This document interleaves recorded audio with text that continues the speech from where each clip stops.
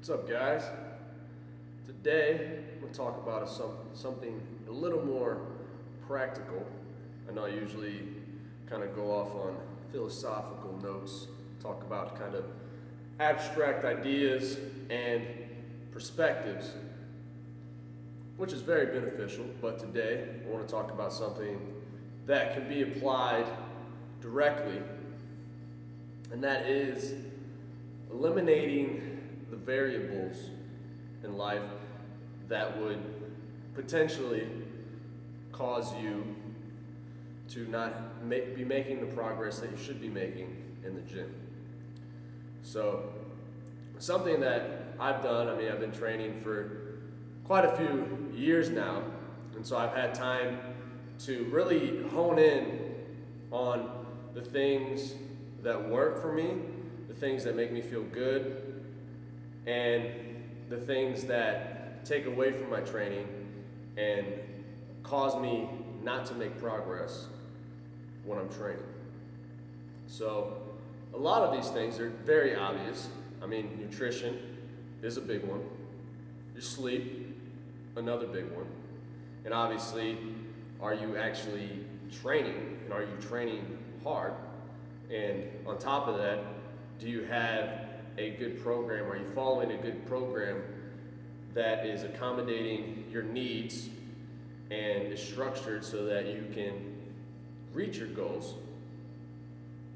And your stress level is another big one that should be obvious but is often overlooked.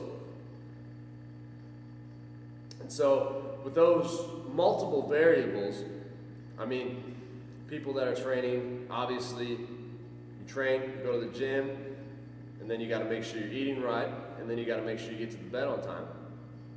But then you got to look at, okay, outside of training, what am I doing? Where are other stressors coming in? Because training in itself is a huge, huge stress on your body. So if you're leaving the gym, and then you're going to work, or you're going to do whatever the fuck you're doing, and you're putting yourself in stressful situations, you never stopped training.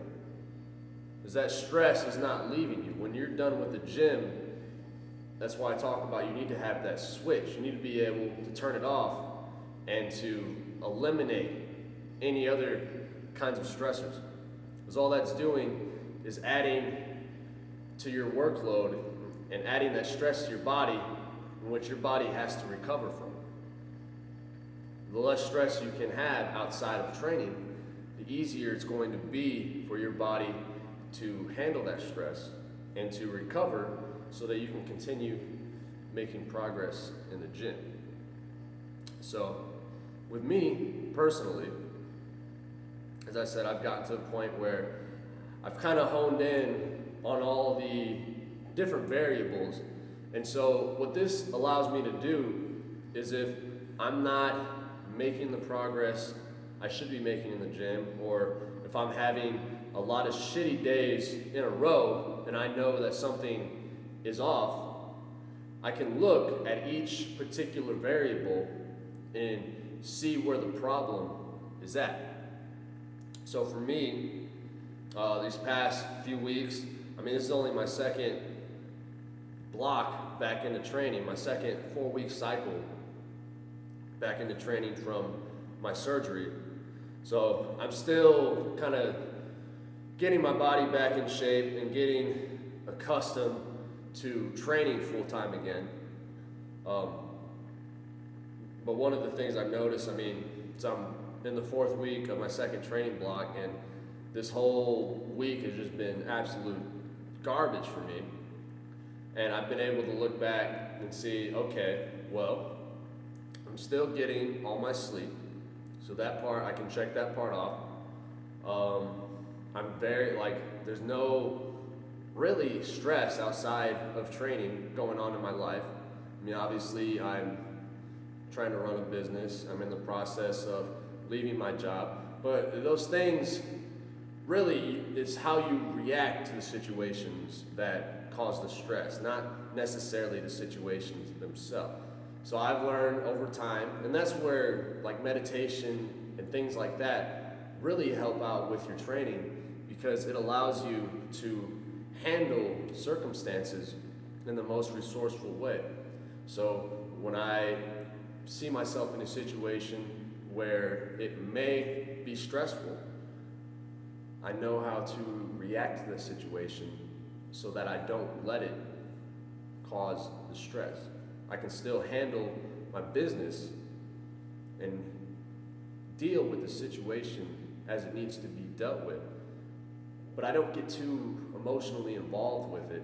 I kind of handle it from a distance so I don't have to create that additional stress on top of my training. So that part I have been taken care of. And obviously, none of this shit is ever perfect. There's always going to be bad days, good days. It's all part of life. But as best as you can, you have to hone in on these things and be able to make them objective so that you can measure them and so that you can change them if they need to be changed. So, full circle, my stress levels have been low. My sleep, as I said, is good.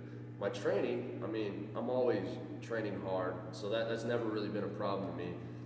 I always fucking go balls to the wall because it's what I love to do. So that really hasn't been too much of an issue. So that left the nutrition part. And I count my shit. I count my calories, count my macros, and I do everything I can to eat healthy food. So I know that I'm consuming good food, but I figured out that I wasn't consuming enough of it.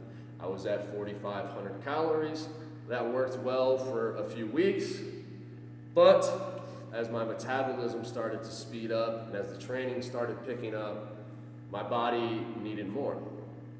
So I was able to eliminate all those other variables and hone in on the one particular thing that was causing me to feel the way I was feeling and to have bad days in the gym.